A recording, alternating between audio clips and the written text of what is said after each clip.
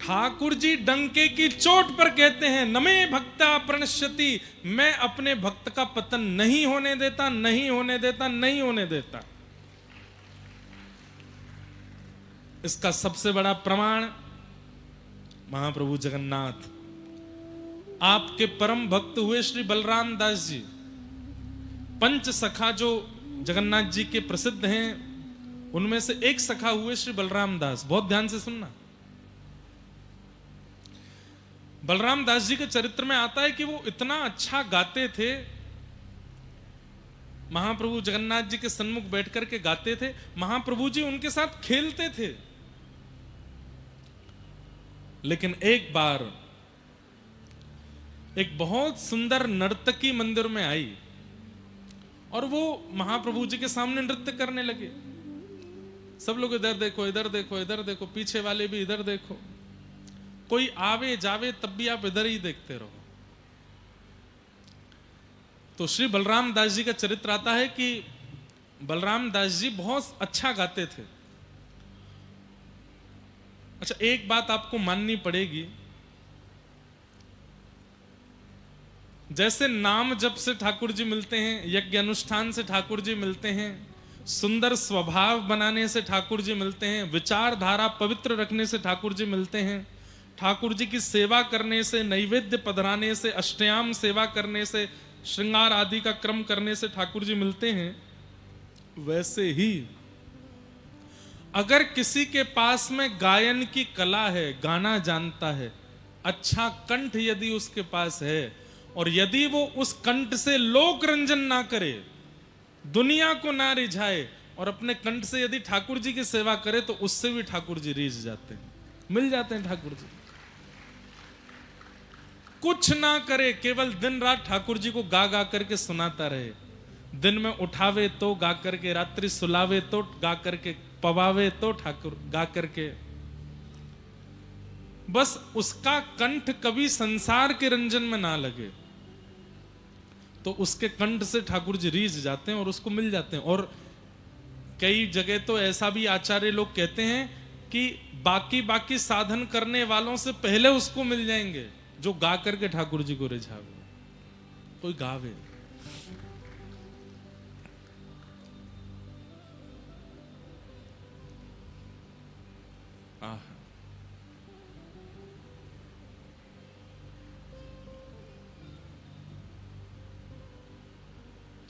अगर किसी के पास कंठ है, यहां कोई बैठा है ऐसा जो गाना जानता है, ठाकुर जी के लिए गाया करे, एकांत में बैठ के ठाकुर जी को रिझाया करे। भक्तिमती मीराबाई गाती थी, और केवल एक नाम नहीं है, जितने भक्तों के नाम आप लेंगे जिनको भगवत प्राप्ति हुई है, सबने गाया है ठाकुर जी के आगे, गाकर के ही मिले हैं ठाकुर जी। गायन बहुत प्रिय है इनको। एक प्रकार से कोई इनके लिए गा देता है ना, तो ये सब न्यौछावर कर देते हैं उसके ऊपर।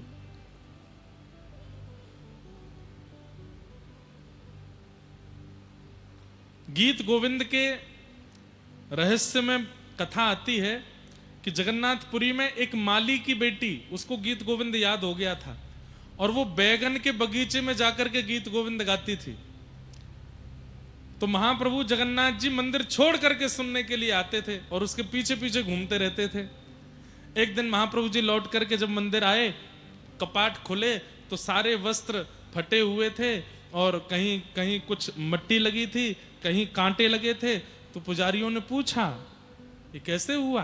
तो ठाकुर जी बोले, एक बालिका है पुरी में, माली की बेटी है, वो बैगन के बगीचा में जाकर के गीत गोविंद गाती है, मैं सुनने जाता हूं। तो वहां बैगन के बगीचे बहुत छोटी छोटी छोटी बेल हैं, मैं इतना विशाल हूं, और वो भीतर घुस के गाती है, तो उसके संग मैं जब घुसता हूं तो मेरे वस्त्र आदि फट जाते हैं। इतना प्रिय लगता है इनको गायन, कोई बस गा दे इनके लिए, बहुत प्रिय।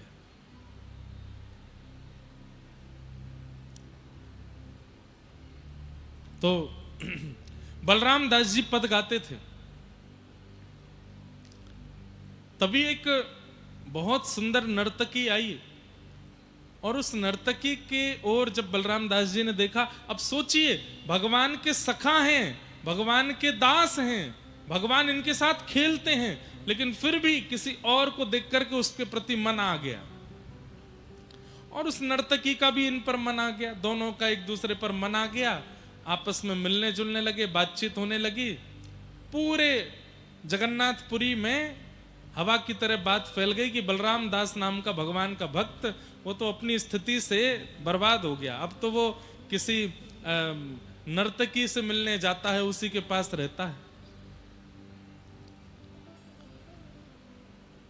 इसी कारण से बलराम दास जी की एक सेवा उनसे छीन ली गई।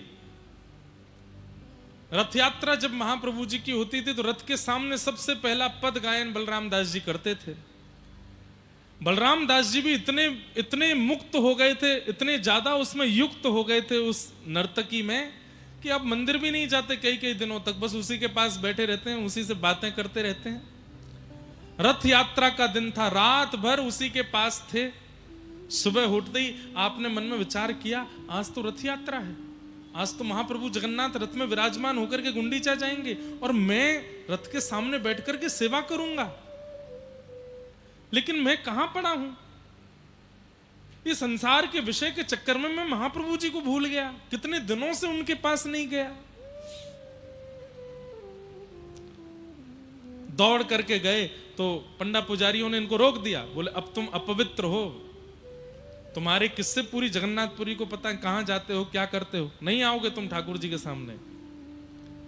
रोते रहे। नाथ आप तो गीता में कहते हैं नमे भक्त्या प्रणश्यति, मैं अपने भक्त का पतन नहीं होने देता, मैं अपने भक्त का त्याग नहीं करता। हमारी श्री वैष्णव परंपरा में चरम मंत्र कहा जाता है, उस चरम मंत्र में यही कहा जाता है, सर्वधर्मान परित्यज्य माम एकम शरणम व्रज अहम त्वा सर्व पापेभ्यो मोक्षयिष्यामि मा शुच। जो सब कुछ छोड़ के मेरी शरणागति ले लेता है, उसके पूर्व के किए हुए समस्त पापों को भुला के मैं उसको स्वीकार करता हूं। नाथ मुझसे गलती हो गई, लेकिन मैं छोड़ करके आ गया ना दोबारा आपके पास, भूल हो गई नाथ, स्वीकार करो ना। लेकिन किसी ने उनको ठाकुर जी के रथ के आगे बैठने नहीं दिया। बलराम दास जी समुद्र के तट पर चले गए और समुद्र के तट पर जाकर के बालू से, समुद्र की रेत से एक रथ बनाया और उसमें छोटे से महाप्रभु जगन्नाथ जी रेत से बना के विराजमान किए और अपनी मृदंग लेकर के वहीं पद गाने लगे। बोले आप तो सब जगह हो, जगन्नाथ हो, भले ही आप रथ में विराजमान होकर गुंडीचा जा रहे हैं, पर मुझे वहां जाने नहीं दिया जा रहा, तो मैं यहीं आवाहन करके पद गाता हूं। आंखों से आंसू गिर रहे हैं और आप पद गा रहे थे।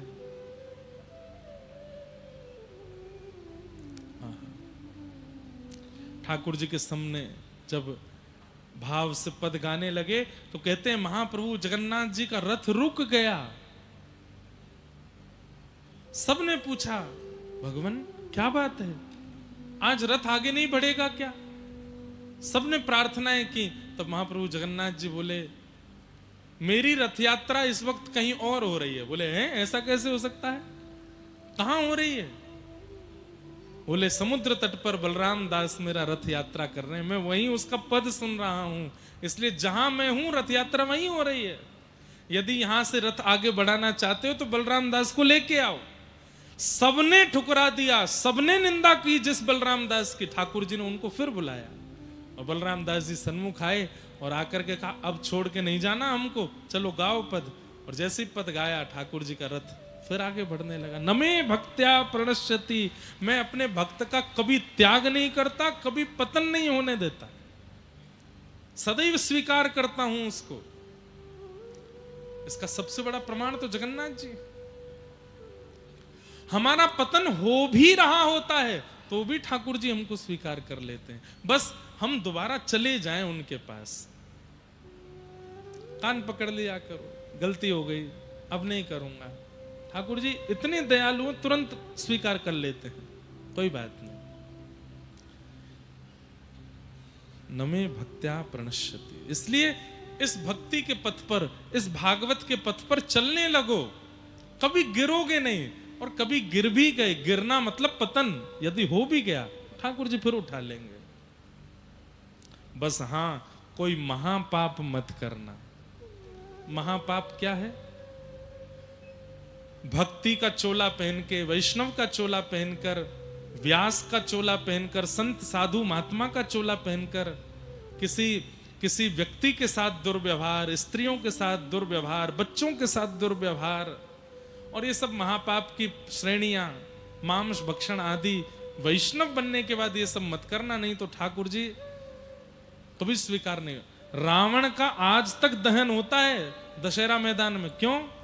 साधु का रूप बना के गया था सीता जी का हरण करने, इसलिए भक्ति रूप धारण किया है, वैष्णव बन गए हो तो मर्यादा में रहना थोड़ा। बहुत ज्यादा अपराध, बड़े बड़े पाप यदि आपसे हो गए तो आप पाखंडी माने जाओगे, और ठाकुर जी उसको कभी स्वीकार नहीं करते।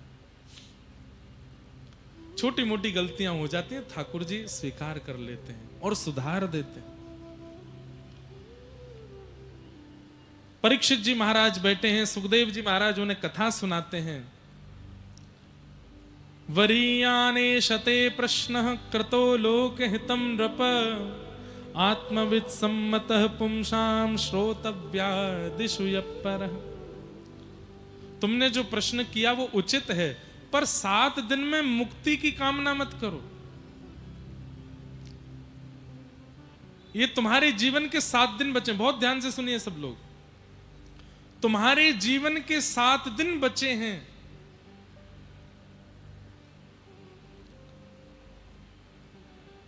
तुम्हारे जीवन के 7 दिन बचे हैं, और इन 7 दिनों में तुम पूछ रहे हो मुझे मुक्ति कैसे मिले। मैं चाहूंगा कि तुम ये ना पूछो कि मुक्ति कैसे मिले, ये पूछो भक्ति कैसे मिले। क्यों? मुक्ति तो बंधुओं जीवन भर आपने भजन नहीं किया, जीवन भर सारे पाप किए, जितने पाप हो सकते थे सब किए, लेकिन अंतिम क्षण में भी यदि भगवान नाम मुख से निकल गया, अंते नारायण स्मृति, अंतिम श्वास निकल रही थी, बस प्राण जाने ही वाले थे, और गलती से मुख से निकल गया हरि, गलती से मुख से निकल गया नारायण, गलती से मुख से निकल गया जगन्नाथ, गलती से मुख से निकल गया राम, और ये कहते ही प्राण निकल गए, मुक्ति हो जाएगी। जीवन भर अच्छा कर्म नहीं किया, लेकिन मृत्यु के समय यदि भगवत स्मरण हो जाए तो मुक्ति हो जाती है। पर ऐसी मुक्ति चाहिए क्यों? मुक्ति रावण को भी मिली है, मुक्ति कंस को भी मिली है, कुंभकर्ण को भी मिली है, पूतना को भी मिली है, शूर्पणखा को भी मिली है। जीवन भर जो भजन नहीं करते, अंत में गलती से मुख से भगवान नाम प्रकट हो जाता है, पहली बात तो होगा ही नहीं, और यदि हो गया तो मुक्ति मिलने में भी सेक्शन है। तो ए बी सी सेक्शन होते होंगे वहां पर भी, तो सी सेक्शन किनका है? राक्षसों का है, जो भगवान के हाथों मर के मुक्ति प्राप्त कर ली, उसी वाले सेक्शन में भेजा जाता है बुरा वो भी नहीं, अच्छा है वो भी, पढ़ाई वहां पर भी होती है, सी सेक्शन में भी होती है, ए सेक्शन में भी होती है। पर स्कूल में ऐसा होता था ना, अच्छे पढ़ाकू बच्चे ए सेक्शन में होते थे, थोड़े कम बच्चे बी सेक्शन में होते, और सबसे ऊधमी बालक सी सेक्शन में। तो ऊधमी बालकों के पास भेज दिया जाता है मुक्ति के। मुक्ति तो मिल गई, लेकिन जैसे ही वैकुंठ पहुंचे, नजर घुमा के देखा तो रावण बगल में ही बैठा था, कंस इधर वाली सीट पे ही बैठा है, उनको भी तो मुक्ति मिली है। मुक्ति तो अंते नारायण स्मृति, अंत में नारायण का स्मरण कर लो तो मुक्ति मिल जाती है। तुम्हारे पास 7 दिन है परीक्षित, मुक्ति मत मांगो, भक्ति मांगो। भक्ति से क्या होगा? बोले मृत्यु के बाद मुक्ति मिलने पर भगवान का दर्शन होगा, लेकिन भक्ति से जीते जी भगवान का दर्शन हो जाएगा। 7 दिन में ठाकुर जी मिल जाएंगे, तुम भक्ति मांगो। हमारे भारत में एक बहुत अच्छे संत हुए स्वामी शरणानंद जी महाराज, वे एक वाक्य कहते थे, लिख लीजिएगा, इच्छाएं अधूरी रह जाएं और प्राण निकल जाए, उसे मृत्यु कहते हैं। इच्छाएं अधूरी रह जाएं और प्राण निकल जाएं, उसे मृत्यु कहते हैं। पर इच्छाएं पूरी हो जाएं और प्राण ना निकलें, उसको मुक्ति कहते हैं। इच्छाएं सब समाप्त हो गई, अब कोई इच्छा नहीं है मेरी, ना अच्छा खाने की इच्छा, ना पहनने की, ना इससे मिलने की, ना इसको प्राप्त करने की, अब कोई इच्छा मेरे चित्त में नहीं है और मैं जीवित हूं, इसी को मुक्ति कहते हैं। राजन, तुम मृत्यु की बात क्यों करते हो? 7 दिन तुम्हारे पास बचे हैं, इन 7 दिनों में तुम भक्ति मांगो, भक्ति की याचना करो।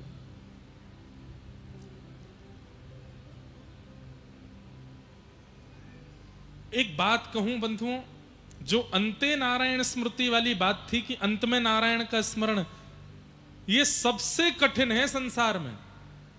अंतिम श्वास में नारायण का नाम नहीं आएगा, भगवान नाम नहीं आ सकता। कहीं पढ़ रहा था मैं कि व्यक्ति के जब प्राण निकलने वाले होते हैं ना, तो प्राण ऐसे नहीं होते कि तुरंत निकल गए।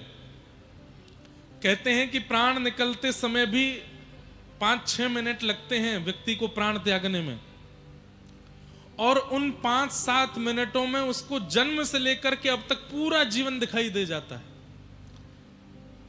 चाहे वो हॉस्पिटल में प्राण जा रहे हों, चाहे वो किसी भी कारण से प्राण जा रहे हों, व्यक्ति के जब प्राण निकलते हैं तो श्वास रुक जाती है, रक्त ठंडा पड़ जाता है, लेकिन ब्रेन जो है वो थोड़ी देर के लिए जीवित रहता है। और उतनी देर में ब्रेन जो है वो सारी फाइल्स खोलता है। इतनी तारीख को तुम्हारा जन्म हुआ, ये तुम्हारी माँ थी, ये तुम्हारे पिता थे, इतने बड़े होकर के ये तुम्हारी बहन थी, तुम इस वाले स्कूल में गए थे, फिर इस कॉलेज में गए थे, वहां तुम्हारे इतने मित्र थे, उसके बाद तुमने इसके साथ ऐसा किया वैसा किया, इससे तुम्हारा ब्याह हुआ, इतने तुम्हारे बच्चे हैं, सब याद आता है। जो आपने कभी सोचा भी नहीं था वो भी याद आ जाता है, आपके जीवन की बात। लेकिन मैंने सुना है कि उन अंतिम 5-7 मिनटों में आपने भगवान नाम लिया था, भगवत दर्शन किए थे, ये याद नहीं आता। आप सब लोग अभी तो फोन के ऊपर ज्यादा हम लोग डिपेंडेंट हो गए, लेकिन कंप्यूटर लैपटॉप चलाने वाले बच्चे जानते हैं, जब आप बहुत सारी फाइल्स को एक साथ कॉपी करके डिलीट करते हो तो सारी फाइल्स ऐसे वो आ जाता है, एक सेक्शन आ जाता है कि 90% 80% डिलीटेड हो रहे हैं, और ऊपर जो है वो फाइल्स के फोटो आते रहते हैं, ये वाली फाइल जा रही है। जिस फाइल में सबसे कम कंटेंट होता है ना, वो कई बार दिखती भी नहीं है, और जिस फाइल में सबसे ज्यादा कंटेंट होता है वो बहुत देर तक सामने ब्लिंक होती रहती है कि अभी डिलीट हो रही है, डिलीट चल रहा है इसका। अंतिम श्वास जब निकलती है तब भी ऐसा ही होता है। संसार में जिसको बहुत प्रायोरिटीज दी गई हैं वो सब याद आते हैं, लेकिन जगन्नाथ जी को, कथा को, नाम को जब प्रायोरिटी नहीं देते ना, कभी once in a while, once in a year, once in a month याद करते हैं, तो फिर वो भी 1 सेकंड में ही डिलीट होती हैं वो सारी स्मृतियां। लेकिन साल भर जगन्नाथ जी को याद करते हैं, साल भर कथा सुनते रहते हैं, साल भर वृंदावन का स्मरण करते रहते हैं, तो जैसे ही प्राण निकलते हैं तो युगल सरकार ही दिखते रहते हैं 7 मिनट तक, और कुछ नहीं दिखता है, ठाकुर जी ही दिखते रहते हैं।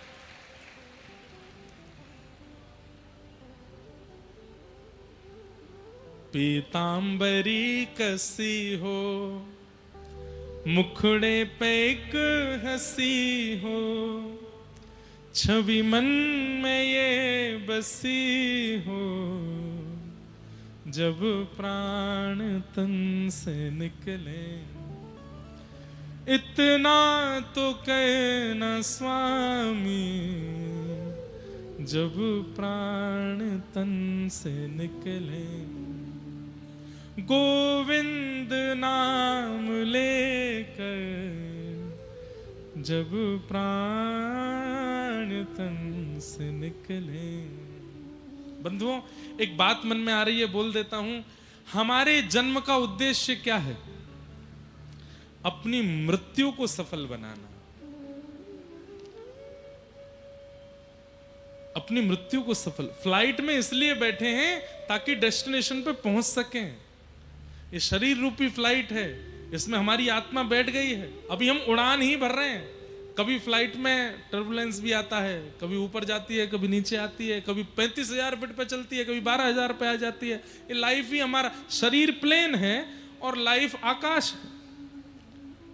जन्म रूपी एयरपोर्ट से उड़े थे, चल रहे हैं, कभी झुकते हैं, कभी इधर मुड़ते हैं, ऊपर नीचे होते रहते हैं, कभी बगल वाला मित्र बन जाता है, कभी एयर होस्टेस आके कुछ खिला पिला देती है। लेकिन डेस्टिनेशन क्या है? डेस्टिनेशन है श्री हरि चरणार विंद, वहां पहुंचना है। डेस्टिनेशन तो वही है, अपनी मृत्यु को सफल बनाना है। इसीलिए हम सब लोग जन्म लिए हैं। लेकिन व्यक्ति मृत्यु को सफल नहीं बनाता। जिंदगी ना मिलेगी दोबारा, एक ही बार मिली है, जितने काम हो सके अभी कर लो। सब खा के देख लो, सब पहन के देख लो, सब जगह घूम के देख लो, सबका दिल तोड़ के देख लो, सबसे दिल लगा के देख लो। छोटा सा दिल है, उसमें 20-25 को घुसा के देख लो। बहुत खतरनाक है संसार।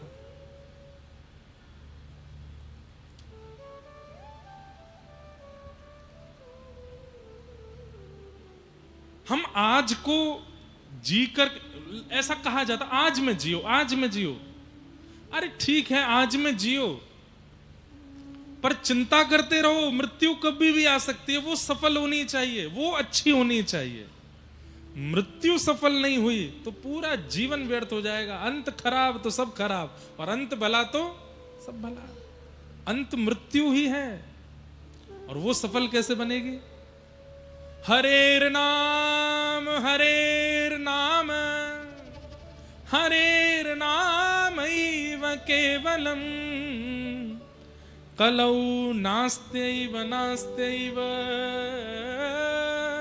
नास्त्यैव गतिरन्यथा। हरि का नाम वही है जो मृत्यु को सफल बनाने वाला है।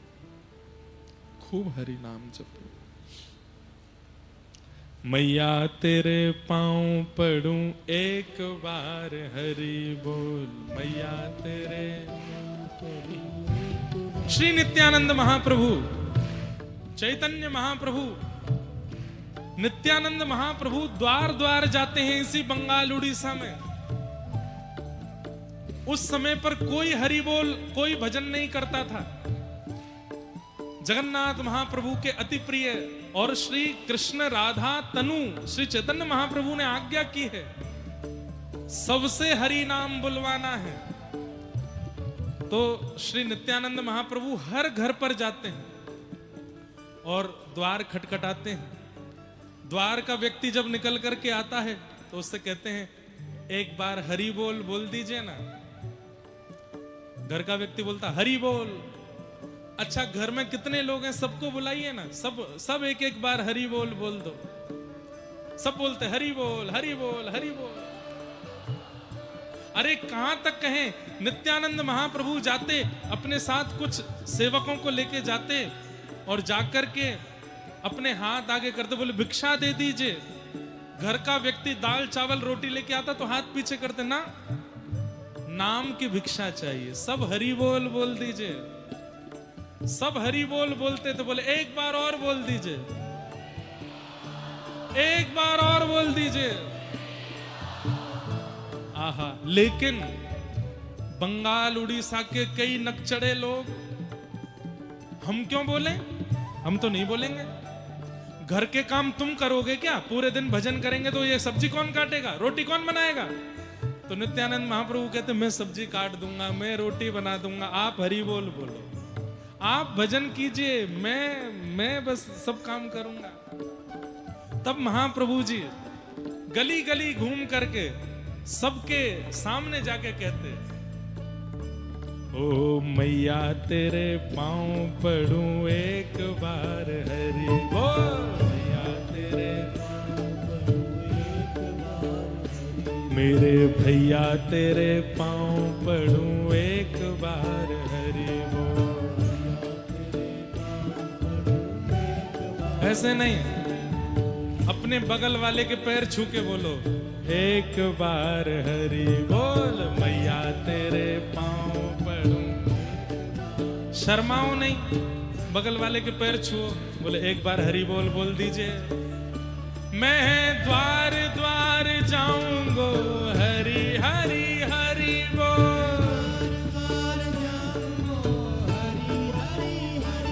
हे सब सो बुलवाऊंगो हरि हरि हरि बोल,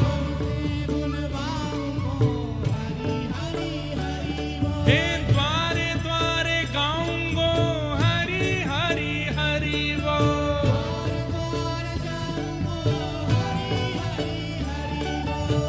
भुजा उठा के कहूंगो हरि हरि हरि बोल, हे हरि बोल हरि बोल, हे हरि बोल हरि बोल, ओ मुकुंद माधव हरि हरि बोल,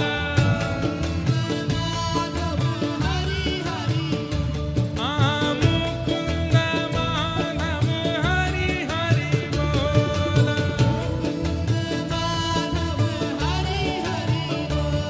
हे मैया तेरे पाँव पड़ूं एक बार हरि बोल, प्यारे भैया तेरे पाँव पड़ूं एक बार हरि बोल, हरि अम्मा तेरे पाँव पड़ूं एक बार हरि बोल, प्यारे बाबा तेरे पाँव पड़ूं एक बार हरि बोल,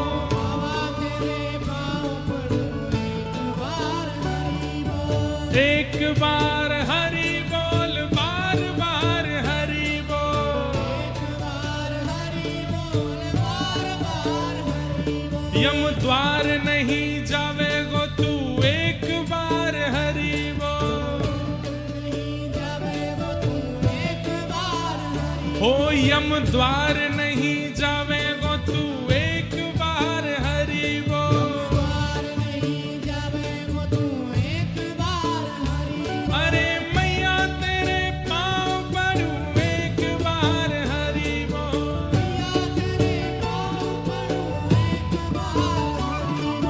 भुजा उठाऊंगो हरि हरि हरि बोल,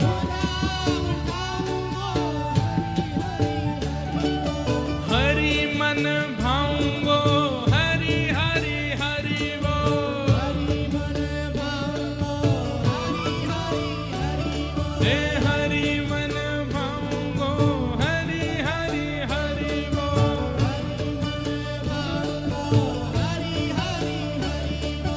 द्वारे द्वारे गाऊंगो हरि हरि हरि बोल,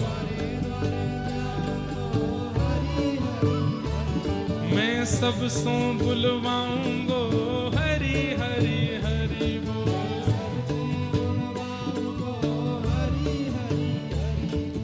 प्रेम दाता निताई बोले हरि हरि हरि बोल, हाँ प्रेम दाता निताई बोले हरि हरि हरि बोल,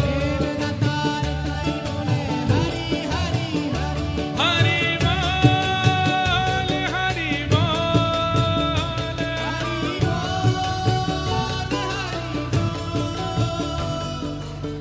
कीर्तन के प्रति सबसे बड़ा अपराध क्या है? धीमे धीमे गाना बहुत बड़ा अपराध है। इतनी समाज संख्या में बैठ के इतना धीरे कैसे गा सकते हो आप? हरि बोल हरि बोल, गाइए, हे हरि बोल हरि बोल,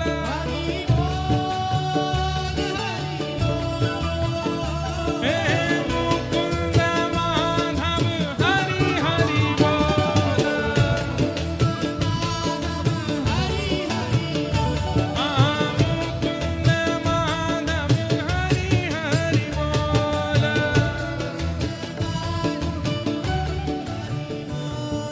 आपकी आवाज आनी चाहिए हमको। अब संगीत नहीं बजेगा, गाओ।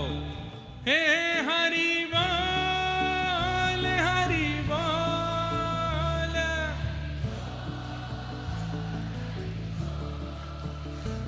ऐसा लग रहा है कि 10, 15, 20 लोग गा रहे हैं क्या? नहीं नहीं, आपकी आवाज निकलवाना हमको आता है, हम निकलवाना जानते हैं। कैसे गाओगे? जगन्नाथ। देखो कितने आप लोग ये गलत काम, आपके नगर के जगन्नाथ जी इसलिए उनका नाम जोर से गाते हो आप। अरे वही हरि बोल हैं। जगन्नाथ चक्कानैन, जगन्नाथ चक्कानैन, नीलाचल वरे तू न संभाले तो मैं कौन संभाले। मेरे प्रभु, मेरे प्रभु, मेरे प्रभु, अरे मेरे प्रभु, हमारे प्रभु। चक्कानैन, चक्कानैन, नीलाचल वरे तू न संभाले तो मैं कौन संभाले।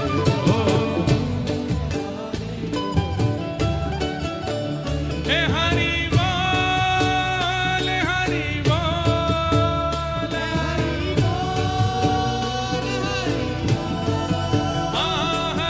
बोल, हरि बोल, हरि बोल। मुकुंद माधव हरि हरि बोल।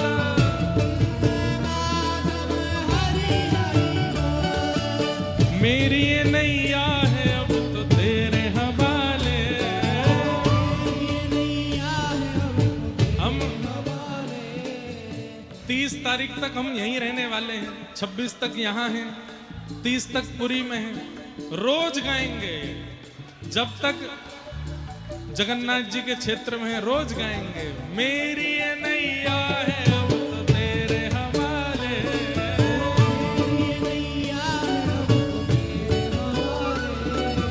मेरी ये नैया है अब तो तेरे हवाले।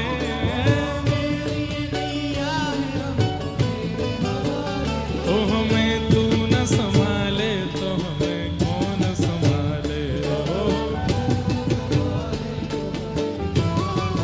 मेरे प्रभु जगन्नाथ चक्कानैन, जगन्नाथ चक्कानैन, नीलाचल वरे तू न संभाले तो हमें कौन संभाले। श्री जगन्नाथ महाप्रभु की।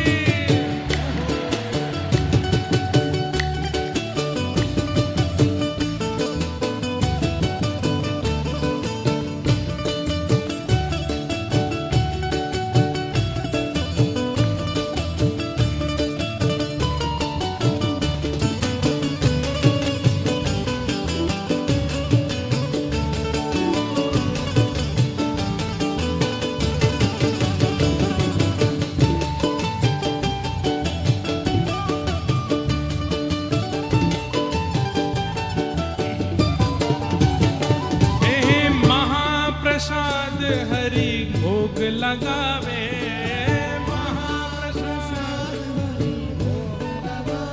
हाँ हाँ, महाप्रसाद हरि भोग लगावे।